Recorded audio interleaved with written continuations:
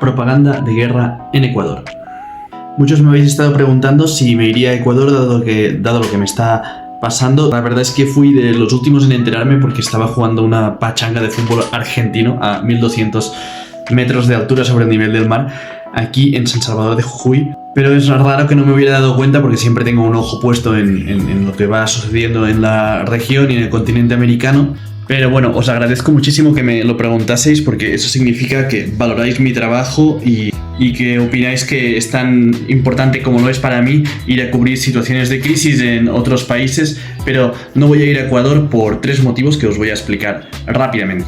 El primero es que no tengo dinero como para costearme este viaje. Sabéis que nadie me paga para hacer periodismo internacional, más que eventuales donativos, publicidad, promociones o trabajando en países del norte. Así que simplemente debo racionar bien mis ahorros. El segundo motivo es que para mí esto consiste en una campaña publicitaria suficientemente bien diseñada como para que hoy en día no hablemos de otra cosa que no sea de Ecuador, pero para mal.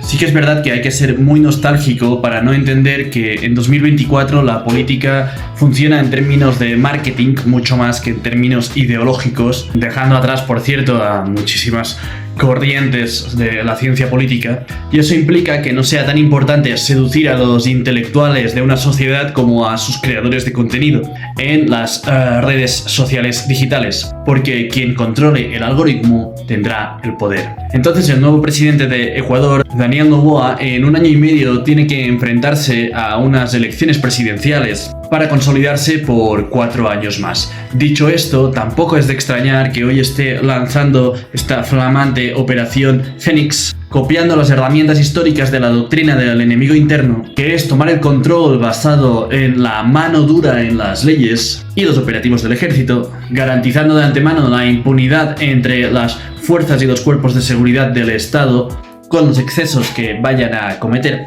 pero todo difundido a través de reels, streamers comentándolo en directo y difundiendo la paranoia social a partir de las interacciones causadas por la alarma y el miedo y la ansiedad, jugando con la salud mental de la mayoría de consumidores de contenido, como os debéis acordar en los momentos en que no se podían ya mirar las redes sociales durante la pandemia.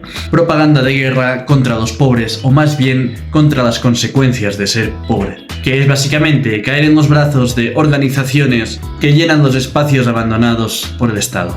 Y el tercer motivo por el que no voy a ir a Ecuador es el necroperiodismo y el clickbait. Ya he visto a varios periodistas mexicanos, peruanos e incluso argentinos que se están yendo a Ecuador a cubrir esta guerra contra el narcotráfico. Y tengo la sensación de que cualquier forma de cubrir esta noticia es hacerle publicidad gratuita a Daniel Noboa en estos momentos. Yo no voy a hacer eso porque me interesa analizar las causas profundas de las crisis políticas y del desarrollo de las naciones, y no dejarme llevar por el alarmismo o los estados de histeria en que una élite de turno quiera meternos para justificar, legislar en pro del restablecimiento del feudalismo colonial. Por ejemplo, ¿por qué las medidas sociales de los gobiernos ecuatorianos o de sus organizaciones sociales nunca son noticia a escala internacional? O también podríamos preguntarnos, ¿por qué estamos hablando del narcotráfico como un fantasma tenebroso de un cuento infantil y no estamos hablando de la legislación de la cocaína y de su regularización como verdaderos adultos, según los estándares sanitarios convenientes para evitar adicciones y sobredosis? ¿Por qué estamos hablando de crimen organizado y no estamos hablando de el expolio organizado de las oportunidades de los jóvenes ecuatorianos por parte de las élites internacionales de la extracción del petróleo?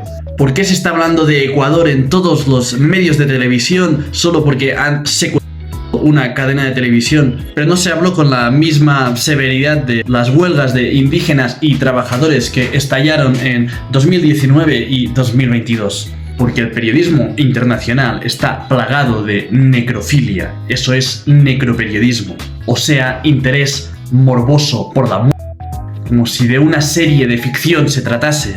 Y oye, yo no digo que la guerra o el conflicto no puedan ser interesantes, a mí me interesan mucho, Pero qué casualidad que siempre que se habla de países sudamericanos en los medios europeos, solo sea para alimentar la percepción de que no merecen vivir en paz o de que son insuficientemente maduros como para solucionar sus problemas. Bueno, dicho todo esto y como conclusión, hace tiempo que me gustaría hablar más de la profesión periodística, pero no encuentro nunca el momento para hacerlo. Tal vez este vídeo sea el inicio de una sección de este contenido. El periodismo de calidad, en mi opinión, puede medirse por 3 factores. 1. La tasa de alcance, esto es, que tenga capacidad de resonar en quien lo vea o lo escuche o lo lea. 2. La sensibilidad con el proceso, es decir, integrarse con el ambiente, con los testimonios, con el lugar, con la situación. Y 3. El análisis profundo de la historia y la cultura del hecho que se está narrando. Todo lo demás suele ser propaganda. Muchísimas gracias y un abrazo a los amigos y amigas ecuatorianos que me habéis estado dando vuestra opinión. Deja en los comentarios algunos medios ecuatorianos responsables para que los podáis seguir, por si os interesa estar realmente informados de lo que ocurre todos los días en Ecuador.